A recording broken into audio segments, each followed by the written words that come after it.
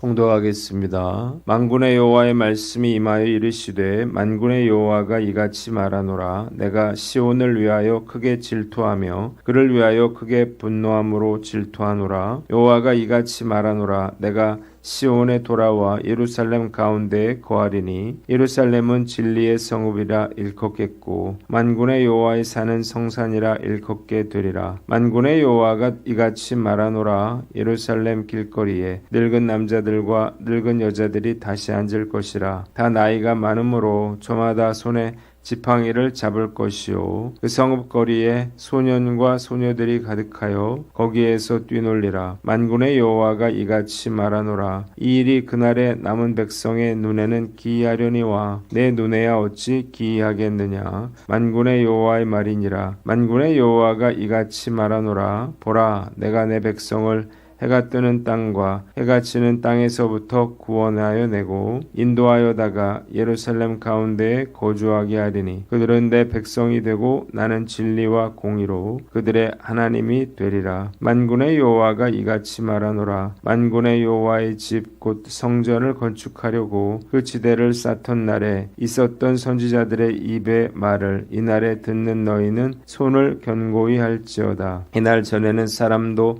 싹쓸 얻지 못하였고 짐승도 싹쓸 받지 못하였으며 사람이 원수로 말미암아 평안히 출입하지 못하였으나 내가 모든 사람을 서로 풀어주게 하였느니라. 만군의 여호와의 말씀이니라. 이제는 내가 이 남은 백성을 대하기를 옛날과 같이 아니할 것인즉 곧 평강의 씨앗을 얻을 것이라. 포도나무가 열매를 맺으며 땅이 산물을 내며 하늘은 이슬을 내리리니 내가 이 남은 백성으로 이 모든 것을 누리게 하리라. 유다 족속아, 이스라엘 족속아, 너희가 이방인 가운데에서 저주가 되었었으나 이제는 내가 너희를 구원하여 너희가 복이 되게 하리니 두려워하지 말지니라. 손을 견고히 할지니라. 아멘. 오늘은 스가랴서 8장 말씀을 가지고 손을 견고히 할지니라 라고 하는 제목으로 묵상 나눔하도록 하겠습니다. 1절로 8절 말씀인데 6절을 보면 이 일이 백성의 눈에는 기이하려니와 내 눈에야 어찌 기이하겠느냐 말씀하셨습니다. 만군의 주께서 말씀하셨어요. 누구라도 시온을 대적하면 용서하지 못할 만큼 나는 시온을 열렬히 사랑한다. 내가 시온에 돌아와 예루살렘에 거하리니 예루살렘은 진리의 성읍이라 불리고 여호와의 산은 성산이라 불릴 것이다. 예루살렘 광장에는 다시 남녀 노인들이 앉을 것이며 오래 살아 저마다 지팡이를 짚고 다닐 것이며 거리에는 소년과 소녀들이 가득하여 그곳에서 뛰놀 것이다. 이 일이 백성들의 눈에는 기이하게 보이겠지만 내 눈에 어찌 기이하겠느냐. 보라, 내가 내 백성을 동쪽과 서쪽 땅에서 구원하여 내어 그들을 데려와 예루살렘에서 살게 하겠다. 그들은 내 백성이 되고 나는 진리와 공의로 그들의 하나님이 될 것이라고 말씀하셨습니다. 본문이 우리에게 주는 교훈이 있는데 하나님의 사랑을 의심하지 말라는 것입니다. 하나님께서 스가랴 선지자를 통해서 예루살렘 성의 회복에 대해서 말씀하고 계십니다. 황폐한 예루살렘이 다시 진리의 성읍이라 불리고 남녀노소가 예루살렘 광장에 가득 넘쳐나게 될 거라는 것입니다. 그러나 사실 이것은 이스라엘 백성들이 상상하기가 참 어려운 일이죠. 지금 예루살렘은 다 황폐화되어 있는 그런 상황이기 때문입니다. 그러나 하나님은 내가 내 백성을 온 사방에서 불러 모아 다시 예루살렘에서 살게 하시고 그들의 하나님이 되어 성실과 공의로 다스리시겠다고 말씀하고 계십니다. 이스라엘 백성들이 이 말씀을 믿지 못하는 것은 당연한 일일 것입니다. 불가능해 보이기도 하지만요. 하나님의 징계로 인해서 하나님이 그들을 사랑하신다고 하는 것을 믿기가 어려웠기 때문이에요. 죄를 짓고 징계를 받으면 하나님이 나를 정말 사랑하시는지 믿지 못하게 됩니다. 당연한 일이죠. 하나님이 이런 나를 사랑하실 리가 없다라고 생각하기 때문입니다. 우리가 죄를 지어서 어려움을 당하거나 징계를 당했다 하더라도요. 하나님의 사랑을 의심해서는 안 되는 거예요. 징계를 한다고 하는 것 자체가 하나님의 우리가 돌이키기를 바라기를 원하시는 거고 그리고 사랑하시는 자일수록 징계하실 수밖에 없기 때문이죠. 그래서 우리는 어떤 상황에 처한다 하더라도 우리를 향한 그 하나님의 사랑을 의심해서는 안 되는 거예요. 이런 이야기가 있어요. 울새와 참새가 나뭇가지에 앉아서 다정하게 이야기를 하고 있었습니다. 울새가 참새에게 말했어요. 참새야, 나는 정말 알고 싶은 것이 있어. 그것이 무엇인데? 어쩌면 너도 모를 거야. 알고 싶은 것이 무엇인지 말을 해야 알지. 그래, 말할게. 왜 인간들은 불안해하고 방황하고 싸우고 무슨 걱정들을 그리도 많이 할까? 참새가 말했습니다. 너는 그것도 모르니? 인간들에게는 너와 나를 돌보시는 하나님 아버지와 같은 분이 없기 때문이야. 우리 주님은 마태복음 6장에 하늘에 나는 새도 들의 풀도 하나님께서 먹이시고 입히시거든 하물며 너일까 보냐 말씀하셨습니다. 하나님께서 우리를 위해서 독생자 예수 그리스도를 십자가에 못 박으시기까지 사랑하셨는데 얼마나 더 증거가 필요할까요? 우리가 죄를 지어서 징계를 당했다 하더라도 그 하나님의 사랑을 의심하지는 말아야 할 것입니다. 낙심하거나 염려하지 말고 근심하지 말고 하나님께 모든 것을 맡겨 드려야 하는 것입니다. 저는 실수를 하거나 잘못을 저지를 때마다 제 자신에 대해서 실망해요. 그러나 저를 향한 그 하나님의 사랑에 대해서 의심하지는 않습니다. 염치가 없지만 그저 주님께 용서를 구하고 주님의 십자가의 보혈로 나의 모든 죄를 깨끗이 씻어달라고 기도할 뿐이에요. 때가 되면요, 하나님께서 모든 것을 회복해 주실 것을 믿고 어떤 상황에서도 하나님의 사랑을 의심하지 말아야 하는 것입니다. 오늘 난 어떤가 스스로를 돌아보고 하나님을 의심하지 않는 저와 여러분들 되시기를 주님의 이름으로 축원합니다.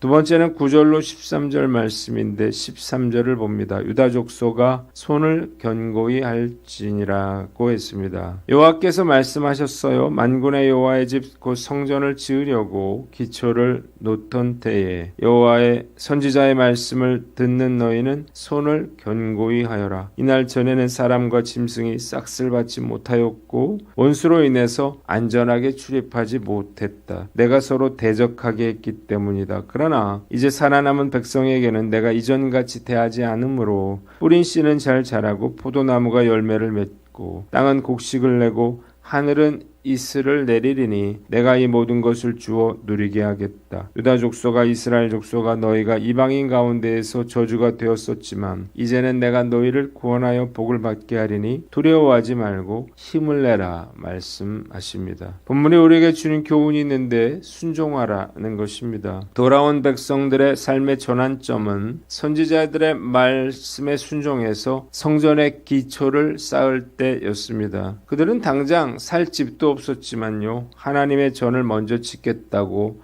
순종했습니다. 숱한 방해에도 그들이 묵묵히 순종할 때 새 역사가 열리기 시작하는 것입니다. 과거에는 서로 대적함으로 평안히 출입할 수 없었고 저주를 받았지만요, 이제는 평안과 풍요를 누리고 복을 받게 되고 저주의 대상이던 그들이 부러움의 대상이 될 것이었습니다. 이유가 무엇인가요? 백성들이 순종하기 시작했기 때문이에요. 우리가 축복을 받기 위한 조건이 있죠. 바로 순종하는 것입니다. 죄 가운데 빠져도요, 전심으로 회개하고 돌이키고 순종하면요, 하나님의 축복을 얼마든지 다시 받을 수가 있습니다. 그러니까 축복의 관건은 순종에 달려 있는 것입니다. 순종하면 복을 받지만 불순종하면 징계를 받게 되는데, 하나님을 알아가는 두 가지 방법이 있어요. 첫째는 축복을 통해서 하나님을 알아가는 거고, 두 번째는 징계를 통해서 하나님을 알아가는 건데요. 우리가 예수 믿고 불행하게 살면 될까요? 그런데 얼마든지 그럴 수 있죠. 순종하지 않으면요, 신앙생활 자체가 어려운 게 되는 것입니다. 생각해보면요, 순종이 왜 중요하냐. 순종하지 않는 자에게 물질은 복이 될 수가 없는 것입니다. 오히려 풍요로 인해서 하나님과 더 멀어지게 됩니다. 가난하고 힘들 때 정금과 같은 믿음을 가졌던 사람들이 부를 누리고 높아지자 교만해져서 하나님으로부터 멀어진 사람들이 얼마나 많은가요?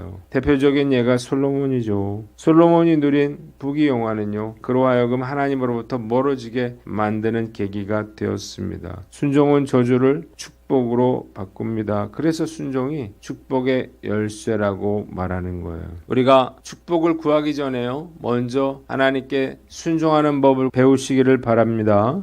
오늘 난 어떤가 스스로를 돌아봅니다. 겉으로는 순종하는 것처럼 보여도 여전히 온전한 순종은 어렵죠. 그러나 우리가 결코 포기하지 않으므로 하나님께서 안심하고 축복해 줄 수 있는 사람 되시기를 주님의 이름으로 축원합니다. 마지막으로 약속을 믿고 힘을 내라는 거예요. 하나님은 백성들에게 손을 경고히 하라고 말씀하십니다. 하나님의 약속을 믿고 힘을 내어 성전 건축의 사명을 감당하라는 것입니다. 사실 고난당하지 않는 사람은 한 사람도 없고 고난을 맛보지 않고서는요 온전한 성숙한 인격자로 성장할 수도 없습니다. 고난을 통해서 인생의 아픔을 아는 사람만이 인격이 성숙해지고요 믿음이 견고해지는 것입니다. 그러니까 오히려 고난 없음이 저주일 수도 있는 거예요. 영국을 여행하던 한 여행자가 해안 지방을 지나가다가 많은 갈매기들이 죽어 있는 것을 보았습니다. 바다는 청정했고 갈매기들이 살기에는 더없이 좋은 환경이었기에 이해가 되질 않았어. 그래서 한 여행자가 죽은 갈매기를 치우고 있는 사람에게 이 갈매기가 왜 죽었는지를 물었습니다. 그러자 그가 이야기하기를 이곳에는 여행객들이 많이 오는데 이 여행자들이 갈매기들에게 과자와 같은 맛있는 먹이를 던져준다는 거예요. 문제는 이 갈매기들이 이런 먹이를 받아 먹다가 그만 자연 먹이에 대한 식욕을 완전히 잃어버리고 말았다는 거예요. 그러니까 철이 지나고 여행객들의 발길이 끊어지자 갈매기들은 바닷속에 많은 먹이들을 놔두고 여행객들이 음식을 줄 것만을 기다리다가 굶어 죽고 말았다는 것입니다. 말씀 앞에서 한번 제 삶을 돌아보는데요. 저도 마찬가지라는 생각이 들어요. 교회를 개척하고 많은 어려움을 겪고 나서 비로소 저의 신앙 인격이 다듬어지고 믿음도 진전이 있을 수 있었다는 생각이 듭니다. 그래서 어디에서든지 함부로 말하지 않았고 상대방의 아픔을 나의 아픔으로 여길 수 있게 되었습니다. 큰 축복이죠. 징계를 받아서 우리가 고난을 당했다 하더라도요. 낙심하고 주저앉아 있어서는 안 되는 것입니다. 오히려 고난이 우리에게 축복이라고 하는 사실을 알고 믿음의 사람이 되면요. 그 고난은 결국 축복의 통로가 되는 것입니다. 오늘 난 어떤가 스스로를 돌아보고 고난 중에도 그 주님의 약속을 믿고 용기를 내어 주님께서 우리에게 맡겨주신 사명을 감당해 나가는 저와 여러분들 되시기를 주님의 이름으로 축원합니다. 기도하겠습니다. 하나님 아버지, 우리가 하나님의 사랑을 의심하지 않고 순종하며 하나님의 약속을 믿고 힘을 내게 하여 주시옵소서.